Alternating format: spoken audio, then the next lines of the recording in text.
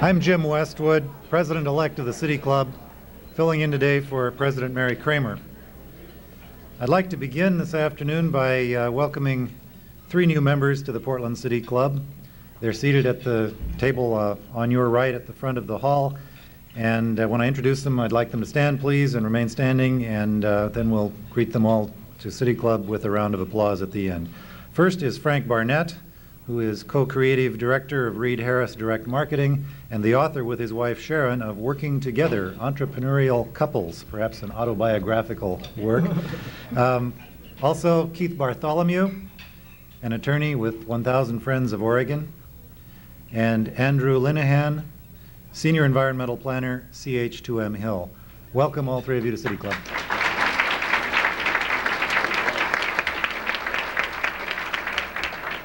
And our thanks for those new members to recruiter members Rick Meshaga and Charlie Schiffman.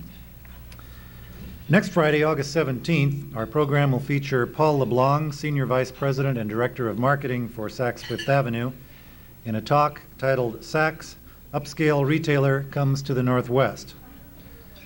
The following Friday, August 24th, our program will include John Butrill, the United States Forest Service Regional Forester, and Charles Philpott, his Director of Forest Service Research. They will together present a program called Beyond the Spotted Owl, outlining their vision for the Forest Service as we approach the 21st century. Both of those programs on the 17th and the 24th will be held right here at the Benson Hotel in the Mayfair Room. Our board host seated at the head table today is Margaret Mahoney, who is Secretary of the Club and Director of the Bureau of Buildings for the City of Portland. To her, of course, falls the privilege of asking the first question of our speaker. The second question from the floor will be asked by Judith Heath, who is the outgoing chair of the City Club's Human Services Standing Committee. As usual, we open the meeting up to questions from City Club members in the audience after our speakers' prepared remarks. Preference is always given to questions from the microphone, which you will see on the floor. And if you do give a question from the microphone, please be sure to identify yourself before asking your question. Written questions are asked as time permits. Forms for written questions are on your tables, and if you have a written question, please hold it up after the speech so that staff can gather those questions and bring them up here to the head table where we can ask them. Our speaker today is a distinguished urban planner. He chairs the Department of Urban Studies and Planning at Portland State University, but his planning expertise is grounded in another invaluable discipline, that of urban history. Our speaker knows where Portland has been and what has made it run or falter in the past. In planning for Portland's future and in deciding whether the populace and the governments of the Portland area should just accommodate to change or can in some ways be the agents of change, our speaker today is really ideally positioned first to educate us and maybe then to lead us into the uncharted territory of Portland's future. He's no more a part of Portland area government than are we of the City Club as interested and concerned citizens, and maybe that's very good. In a period of knee-jerk cynicism toward government at all levels, it perhaps keeps his credibility intact. Our speaker has a PhD and a string of books and articles to his credit, but I think most importantly, he also thinks about what ought to make this city of ours tick. So now, to obtain a blueprint for Portland's future and maybe to be moved to some action, let's welcome today's speaker, our fellow City Club member, Carl Abbott.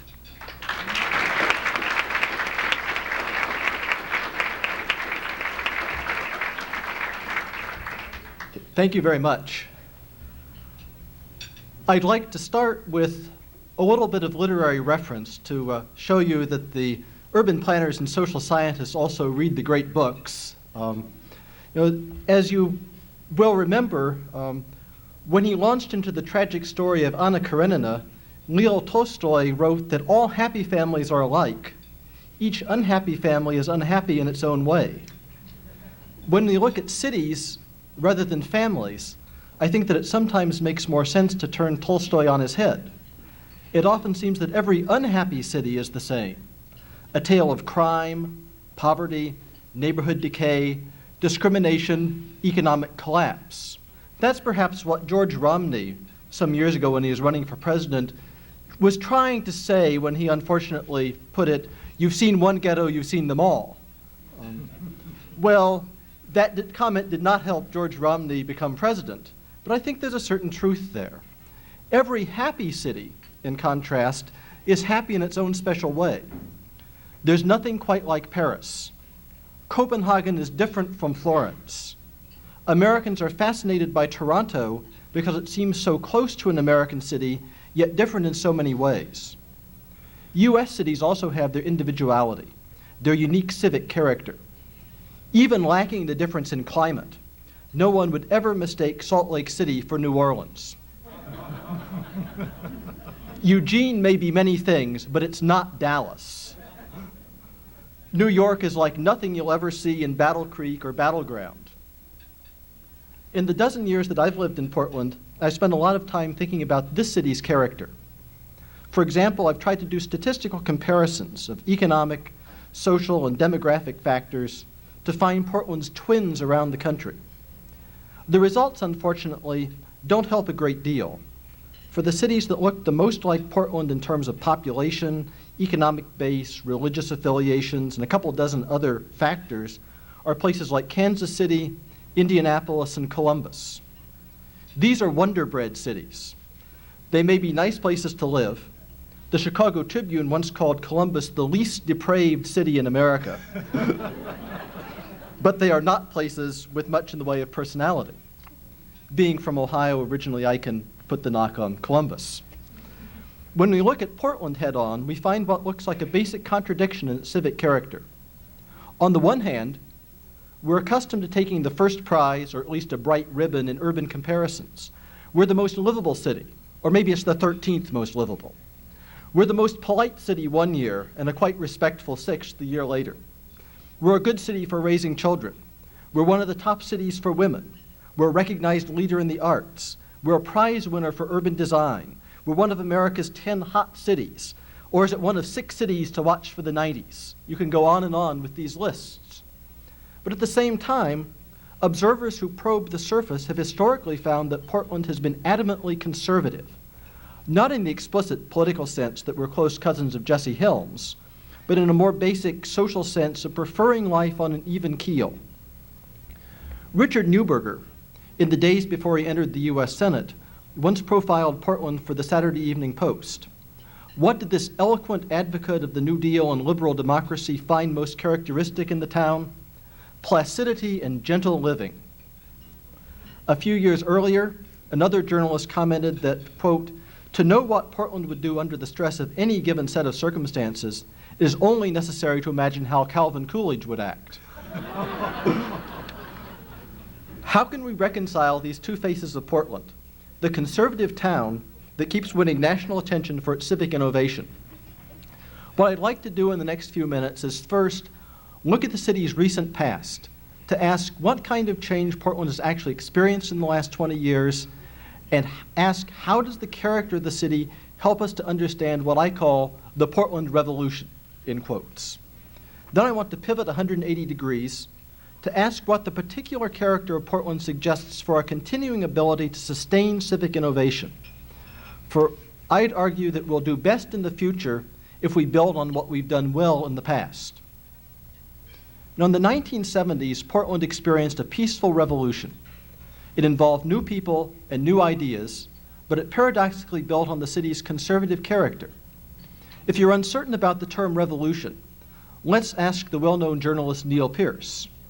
As late as 1970, he wrote that, quote, "If any West Coast town could be said to have a monopoly on propriety and an anxiousness to keep things as they are, it is Portland, a town of quiet wealth, discreet culture, and cautious politics."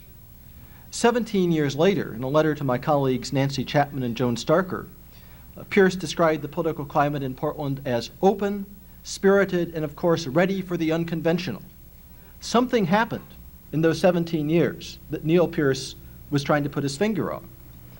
Part of what happened was a transition of generations. Civic leadership shifted from a generation of men and women in their 60s and 70s to a generation in their 30s and sometimes their 20s. As Kim McCall has pointed out to me, there was only 30% overlap between lists of the most powerful Portlanders as published in 1969 in the Labor Press, and the most powerful Oregonians as published 6 years later in the Oregon Times. The new leaders were men and women whose personal and public consciousness was shaped by what I call the Great Prosperity of 1945 to 1970. They came of age through high school, college, and early careers during an era of American optimism, when economic and political power on the world scene underlay a sense of possibilities at home. They pushed aside a somewhat more cautious generation shaped by the crises of depression and war. They replaced a generation molded by World War I in the 1920s, people like Bill Bowes, for example. Between 1969 and 1973, the average age on Portland City Council dropped by 15 years, a generational turnover by definition. Similar shifts in other public bodies. The new Portland leadership reflected a changing constituency. Portland was younger in 1970 than it had been in 1950 or 1960. The proportion of its residents aged 15 to 34, the generation ages producing a leadership cadre, increased during the 60s from about 20% to 30%. The city became younger. It also began to attract large numbers of migrants from out of the area, particularly managerial and professional people attracted by opportunities in finance, professional services, and electronics. The new generation gave Portland the confidence to carry out a new agenda. Their great accomplishments, however, were those formulated to conserve the value and usefulness of individual pieces of the urban fabric. In essence, Portlanders dropped down to the basic components of a city and thought through ways to reassemble those components into a workable community. It's what I call the age of the everyday city. If you will, Portlanders became very good at thinking small as a prelude to thinking big. I think we can define three great accomplishments from this period of revolutionary change, and they're familiar, I think, to everybody in this room. The first was the implementation of comprehensive planning, the management of growth in favor of balanced communities. We can pat ourselves on the back that the Oregon planning system and its requirements of planning for affordable housing, open space, and efficient services constitutes one of the great policy accomplishments of the last generation. The revitalization of the fading downtown and successful design for pedestrian use and human scale is a second achievement. The third is neighborhood conservation, the recognition of neighborhood associations as legitimate participants in public decisions. The process of neighborhood empowerment had multiple origins in different parts of the city. The Northwest District Association, the Corbett-Terwilliger-Lair Hill Planning Committee, the Model Cities Program, Southeast Uplift all played key roles. The Portland achievement was to combine these separate impulses into a participatory process. In the 80s, we managed to codify, institutionalize, and even bureaucratize, not using that in the pejorative term, but to regularize many of these accomplishments. The small-scale ideas remained valid and largely unchallenged, in part because of slow growth in the 1980s. These are the achievements for which we win national recognition. There are also conservative accomplishments that have allowed Portlanders to hold on to what they have and like. It's significant that they're part of a homeowner's agenda that has sought neighborhood stability through housing rehab programs and land use planning. They built on Portland's character as a homeowner city, dating back to the East Side building boom that followed the Lewis and Clark Exposition and gave us Irvington and Laurelhurst and Ladd's Addition and similar neighborhoods. The sense of Portland policy as neighborhood policy appeared explicitly as Neil Goldschmidt's population strategy, in which a strong downtown increased the attractions of older neighborhoods for families with children, while the conservation of neighborhoods provided natural customers and workers for the downtown. The revolution of the 70s and 80s, with its valuation of the small scale, also allowed Portland to cling to its small town self-image. I learned soon after moving here that it's taken as an insult to call Portland a big city. Indeed, we often define ourselves in negatives. What's Portland? Well, it's not a big city. It's not Seattle. And as we all know, it's certainly not California. I think that it's significant that Portland has never built an imposing physical symbol for itself. No Space Needle, no Gateway Arch, no huge sculpture over a freeway as planned for Los Angeles. Portland is, in its self-image, still in a lot of ways a small and conservative community. Again, holding on to what it likes about itself. What about the future? If that's a quick review of the past, what about the future? Can we sustain the sense of purposeful city making over the next 20 years? The challenge is to develop ideas that draw on the fundamental character of the community, but in new and creative ways. In my remaining time, I want to suggest 3 ideas or strategies that extend and elaborate the accomplishments of the 70s and 80s, and that have the potential to maintain Portland as a national center of civic innovation. First, the logical extension of the comprehensive planning process is an environmentally conscious regionalism that allows the metropolis to sit lightly on its natural base. Such a goal builds on the conservative conservation ethic that's already given us the urban growth boundary, Willamette Greenway, Columbia River Gorge National Scenic Area, 40-mile loop project, and a number of other initiatives. Given the natural resilience of the Portland area environment, the city has real opportunities to implement a comprehensive approach for living within nature. As we pursue this idea, I suggest that we be careful about our models. We certainly can't look to our American twins like Denver and Columbus, nor do I think we should necessarily depend on the models of Europe, Vienna and Budapest and other cities that have been cited by visiting planners ever since Edward Bennett's Greater Portland Plan of 1911. Maybe we should look instead to the Pacific Rim, what I think of as the favored circle of Vancouver, Seattle, Auckland, Wellington, Sydney, where English-speaking immigrants took advantage of spectacular settings to build an entire set of livable cities overlooking the rim of the Pacific Ocean.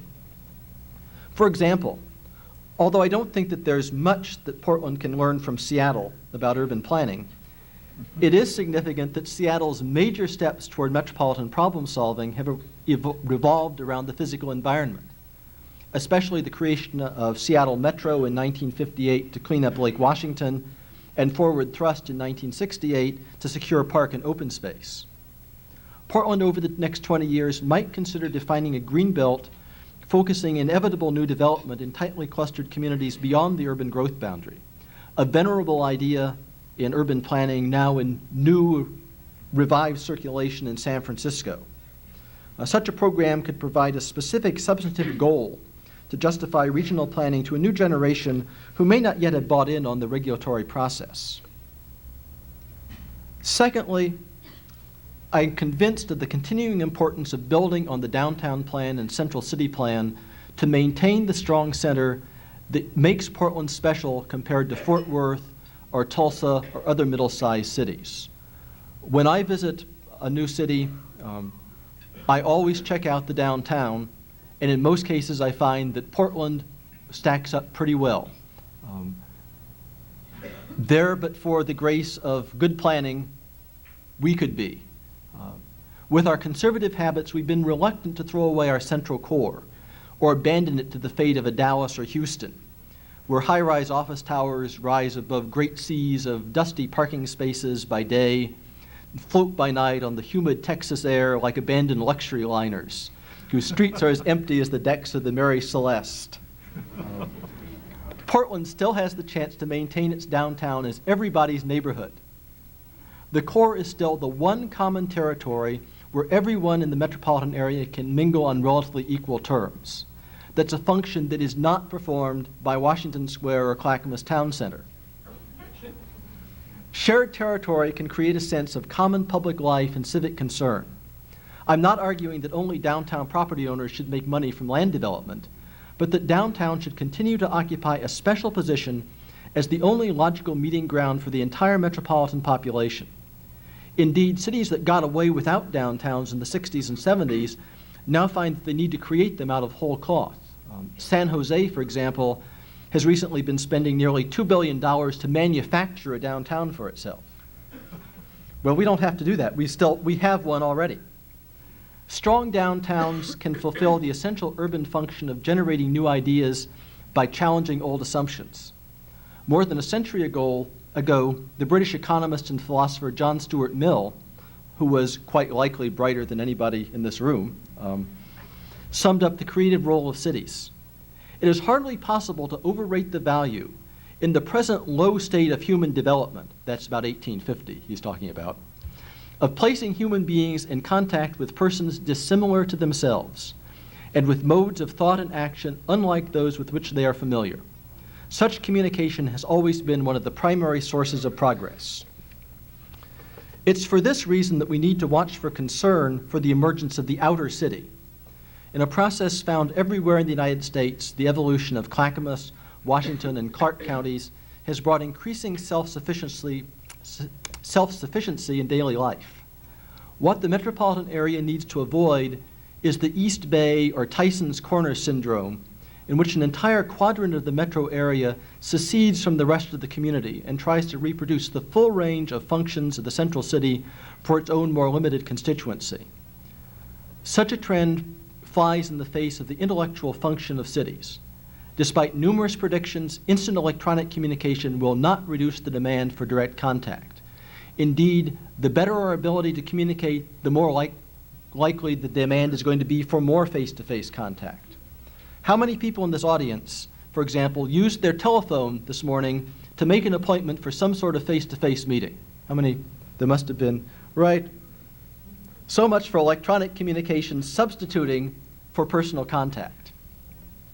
It's important for the well-being of our society that we facilitate such contact in accessible and integrative centers rather than peripheral nodes.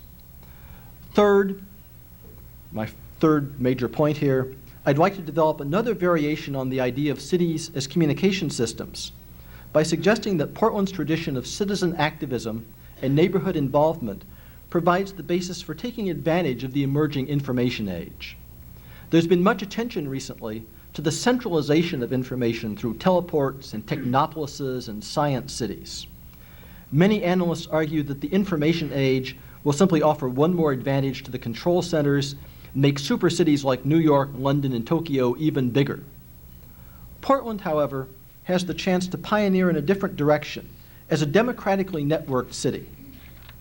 20 years ago, Portland's high levels of voting, newspaper circulation, library use, and education were important factors behind the proclamation that we were America's most livable city. What about building on this foundation?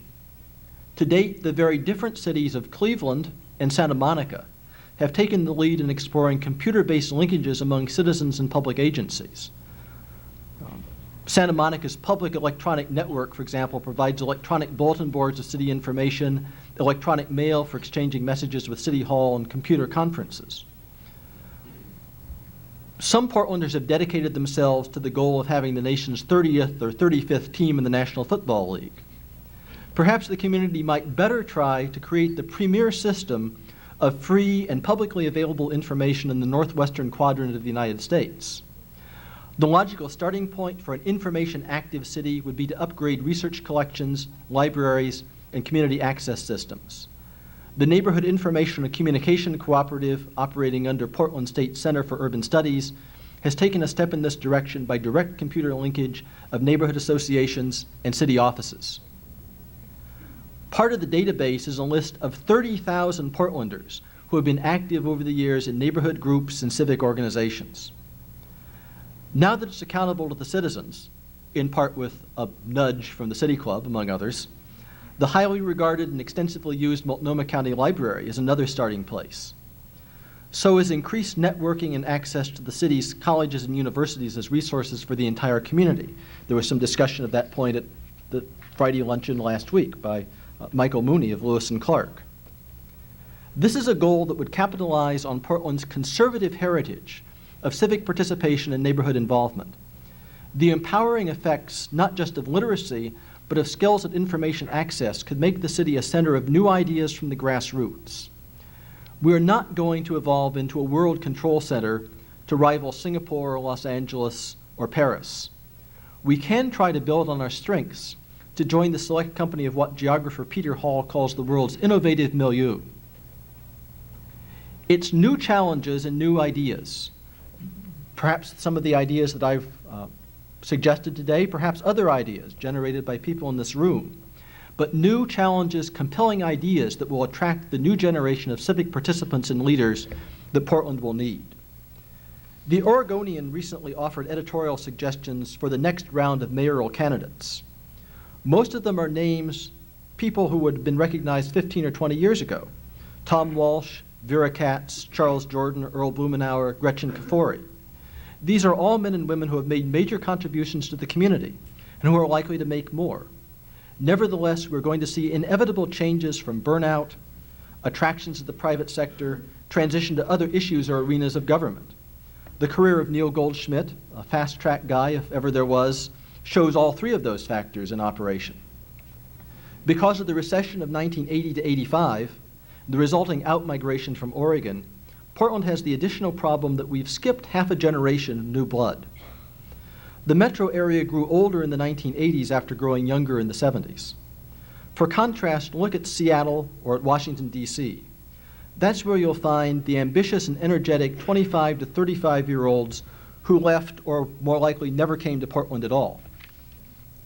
With the prediction of 400,000 to 500,000 new migrants over the next 2 decades, we have an opportunity to add some new yeast to the civic dough. These newcomers will represent a growing pool of energy and commitment that can be tapped for the welfare of the community. More and more as I read applications for our graduate programs in urban studies and planning at Portland State, I'm finding people who have experienced Los Angeles or Seattle, or talking to somebody this morning on the phone, New Jersey, and now want to settle in a community that is still livable. I lived and worked in San Francisco for 7 years, writes one applicant. During this time, it became increasingly difficult to take advantage of the amenities offered by the beautiful Bay Area. The ever-increasing pace of San Francisco affected my participation with the city environment. I decided to return to my home state of Oregon for the livability. I felt I could become a part of its growth instead of being affected by it. The field of urban planning is at its most dynamic stage in the Oregon metropolitan areas. I want to be one of the individuals who will have the perspective and skills to help in handling urban growth. 80 years ago, in 1911, a Portland businessman named Jeff Hayes, who owned the Hasty Messenger Service, I take it to be a predecessor of the people who zip around downtown on bicycles these days, published a book entitled Portland AD 1999. Here's what he predicted.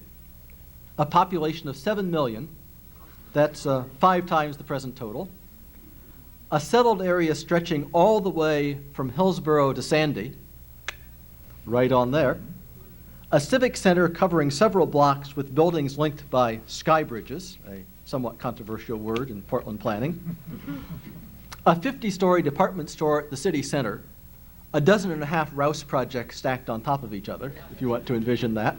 How many banana republics would there be? Airplanes replacing streetcars and death-dealing automobiles, and, as a consequence, the city streets, the pavements ripped up and replanted with grass and roses, as appropriate to the city. Well, that's not quite the transit mall yet, but my own expectations have been of a somewhat different sort. It's enticingly easy to think about a city's future in terms of physical growth and Sunday supplement technologies. I've argued instead that a city's future is rooted in its growth and character as a community. Civic innovation on a community scale is hard to achieve and easy to lose. At the turn of the century was Glasgow, Scotland, that people turned to as the world's best governed city. Now it, after the Second World War, it became a derelict casualty of deindustrialization, not a model for the rest of the world. In the 1930s and 40s, most experts gave top ranking to Cincinnati, still a pleasant city, but no longer cited as a hot spot of progressive government. As Lewis Mumford wrote many years ago, a city is, quote, a special receptacle for storing and transmitting messages. One of those messages is its past history and special character. To work toward our future, we need to listen to that message, to understand our weaknesses, and, much more importantly, to build on our strengths. With the help of organizations like the City Club, which I've been a member ever since I came to Portland, I think that we can utilize those strengths to make sure that Portland's capacity for national leadership outlasts a single generation of change. Thank you very much.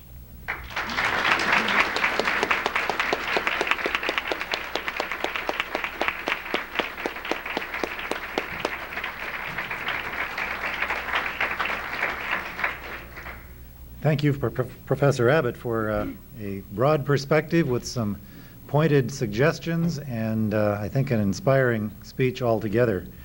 We'll open the floor now to questions, and as I announced earlier, the first question will be asked by board host Margaret Mahoney.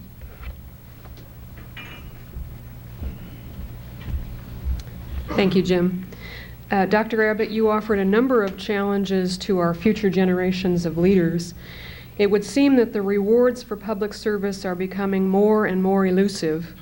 Elected officials must cope with loss of privacy, relatively low compensation, high voter dissatisfaction, the enormous expense of running for office, and myriad other disincentives. Given these realities, how are we going to attract this new generation of high-caliber leaders for public office?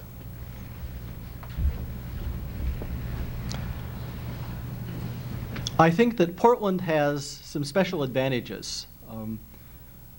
Political scientists, to wax a little bit academic here, political scientists sometimes talk about the concept of political culture, that different states and different communities have different sets of public values that are commonly shared, different ways of doing things, different ways of going about transacting the public business.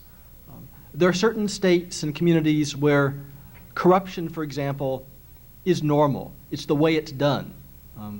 Some of you may be able to name those themselves. I'll be nice and I won't tick off a list.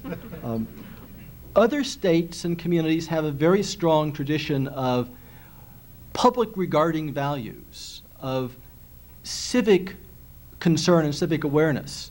Oregon, and I think the city of Portland, or the metropolitan area of Portland, falls very much in the category of a community where public service and civic concern, civic involvement are highly valued. I think that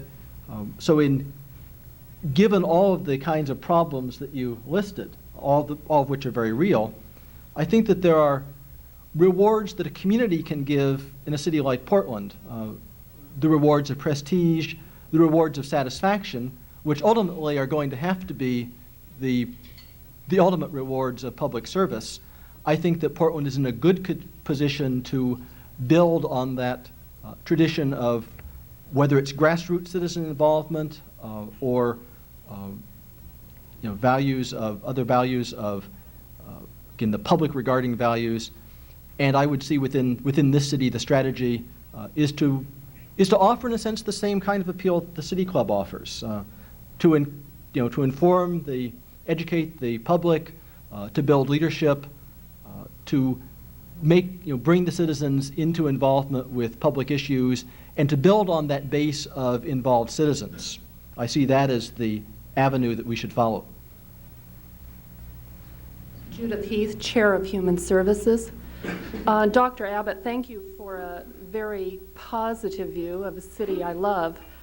As Chair of Human Services, I feel that I bring a different perspective to it. I see Portland as a city that's deteriorating and that we are losing our neighborhoods. Neighborhoods such as Lentz, some of the northeast Portland neighborhoods are becoming unlivable.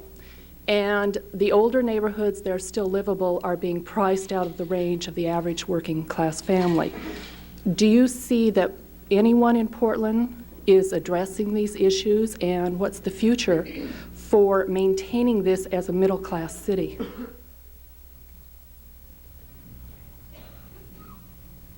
Let me give a little bit, I'll answer that in two ways. First, in comparative terms, the problems that you cited, the problems of housing affordability, the problems of neighborhood concentrations of crime, problems of poverty, those are national problems.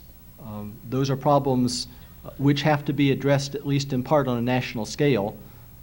If you travel around the country, if you read the newspapers in other cities, if you read newspapers with any regularity from any city comparable to Portland, you'll find the same list of problems. So the problems that we face are not unique ones.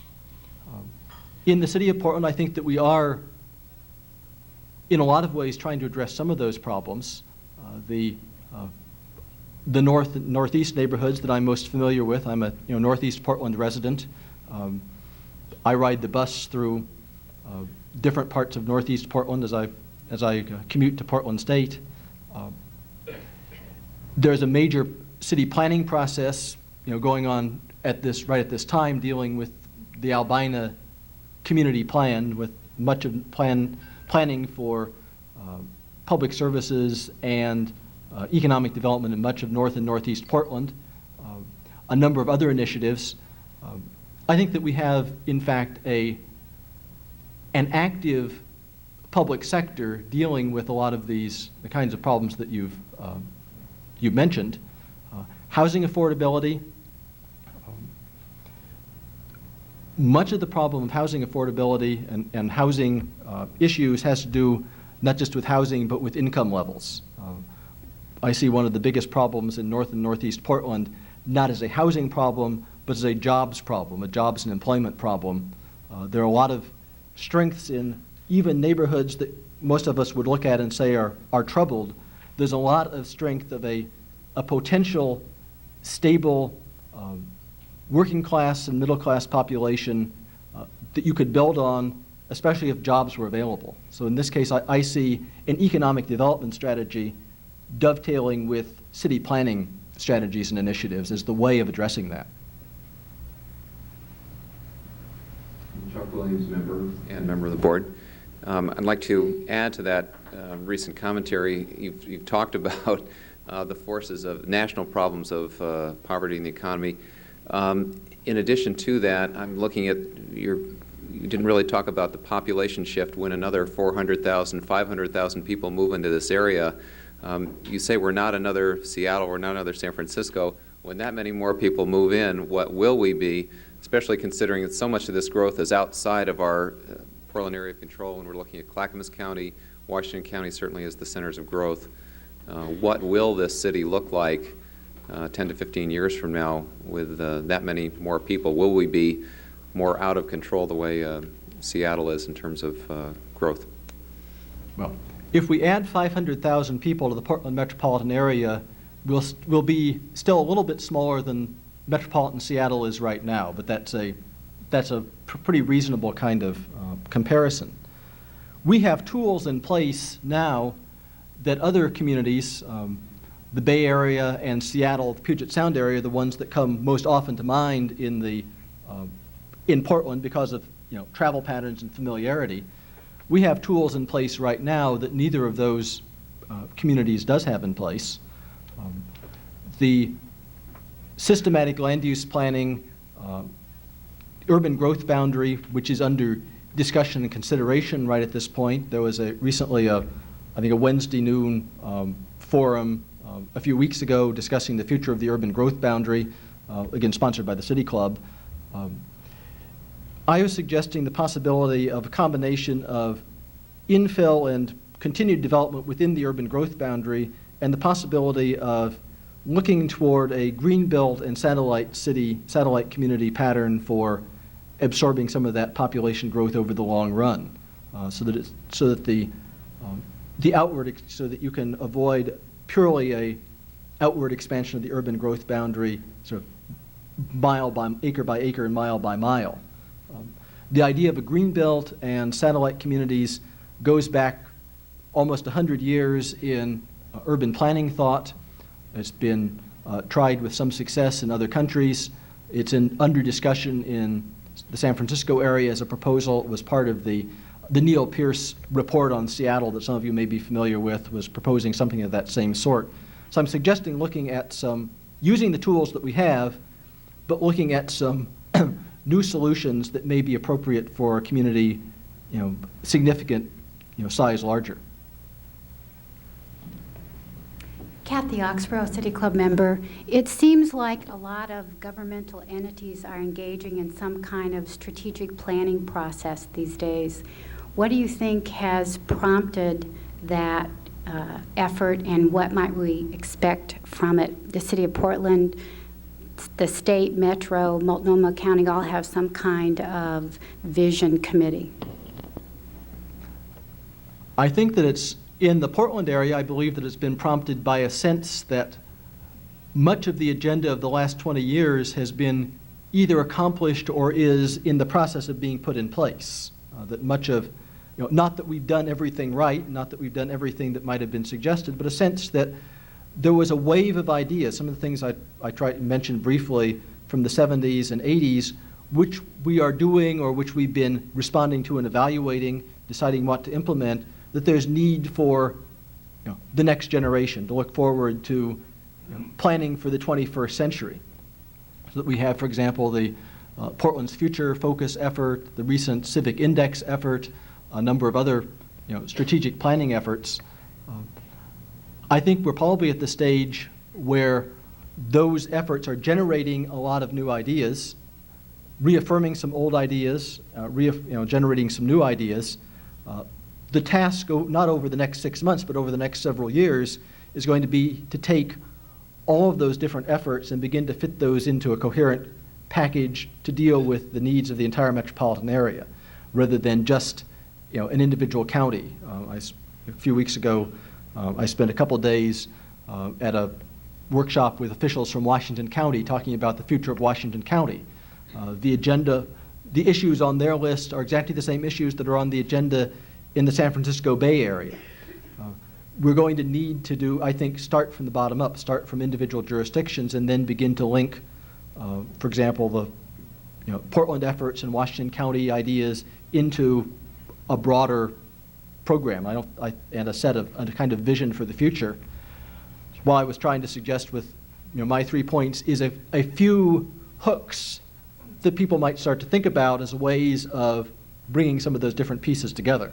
I'm sure there are many other ideas as well in this room and in the metropolitan area that can also serve as ways of bringing those planning efforts together. Joan Melling, City Club member. As you compare Portland with other West Coast cities, as you have in your presentation, San Francisco, Seattle, San Diego, there seems to be a strong sense, as you've enumerated, that these cities have lost their livability. What really leaps out to you as the most glaring mistakes these other cities have made?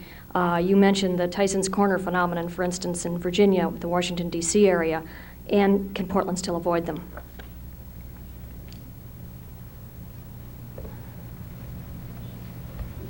Some of the mistakes are simple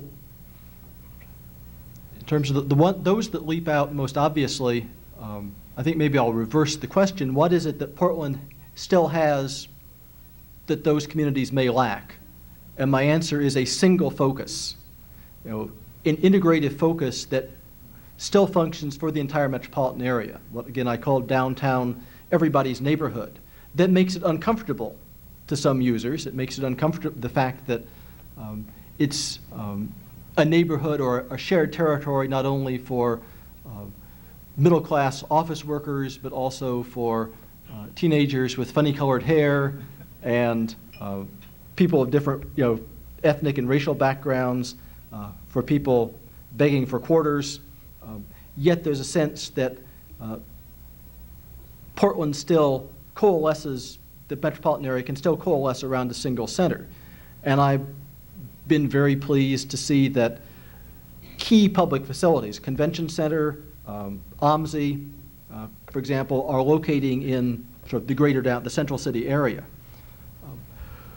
That sense of unity, of being a single metropolitan community, is I think what Portland has that you don't have in Southern California, that's increasingly been lost in the Bay Area, where the South Bay and the East Bay really function as separate realms, separate urban realms, is a term that one geographer has used. So my answer is Portland has maintained a focus. I think that the planning for a multi-leg, rapid transit system focusing on the center is an example of a timely move in Portland. It came too late in a lot of ways in the Bay Area. Ray Polani, member of the City Club. Mr. Abbott, you mentioned the city as an important place where there is diversity and the opportunity to meet face to face. I think of ways that we could help that, And I'm thinking of how the automobile stacks up versus public transit in that respect. How do you think we can persuade our fellow citizens to shift resources from one to the other to achieve more face-to-face encounter and diversity? And from automobiles to public transit? Where you get to sit next to whoever you get to sit next to.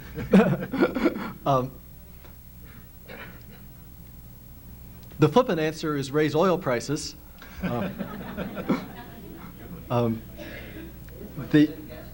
Right. I think that Portland has a multi-pronged, rapid transit system in process of being developed. We have one line. We're planning for the next. We're at the beginning of planning for a north line and a south line. The more, I think there are critical mass phenomena in public transit. The more there is, the easier it is to use and the more attractive it is. We have a good bus system, it could be better. We have a good bus system. As that ties into more and more rapid transit, I think there's going to be critical mass of shifting toward increased public transit reliance. And I think that the little preview of gas prices that we've seen is part of a long-term scenario.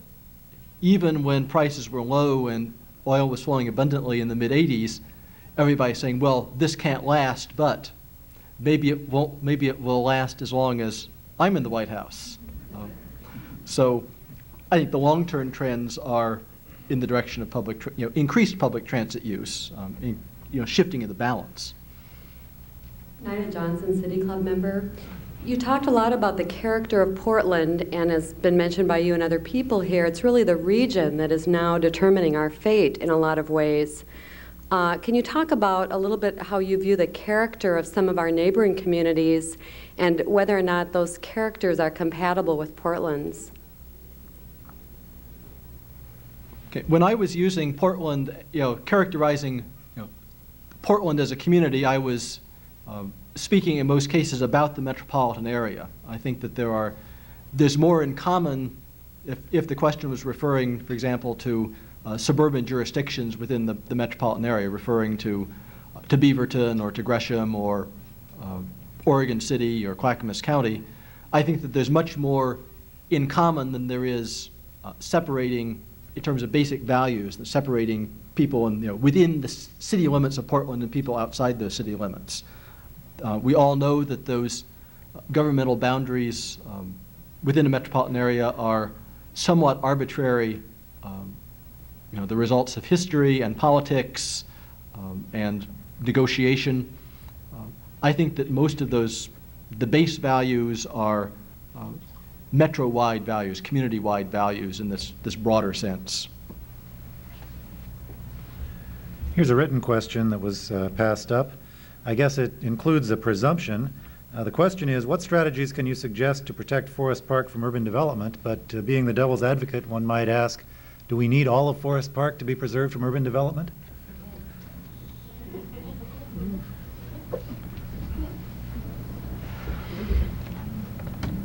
I'd prefer to pass on that question because I'm not,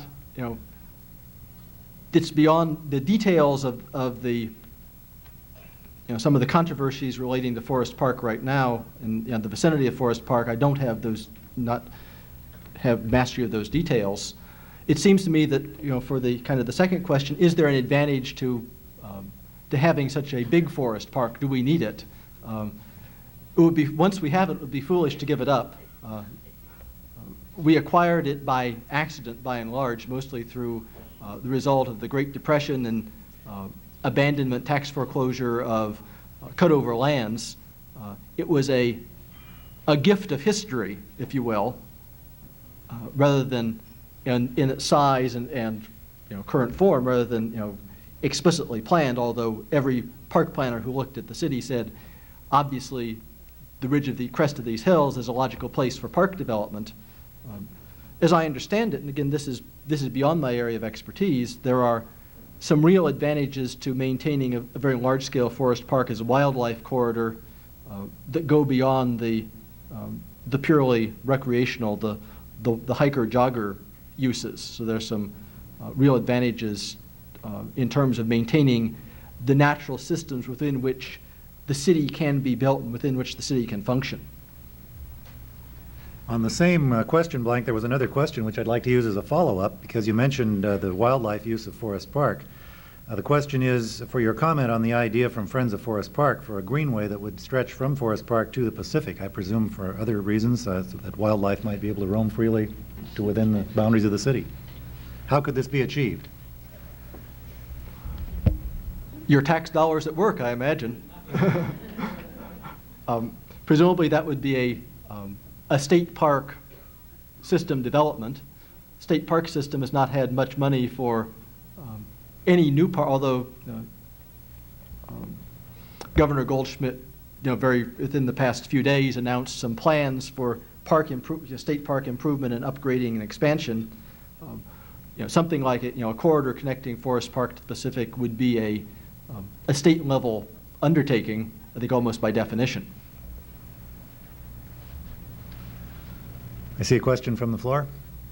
John Donovan, member. I have a question basically coming back to your concept of the new generation stepping forward. I did a little math while I was listening, and the folks that in 1970 who were starting all these new and very excellent developments are now in their 40s and 50s. And you call for a new generation to step forward, and it's speaking for a generation that is a bit younger. I say that we are eager to step forward, and I hope I may speak for all of the people that are in that generation.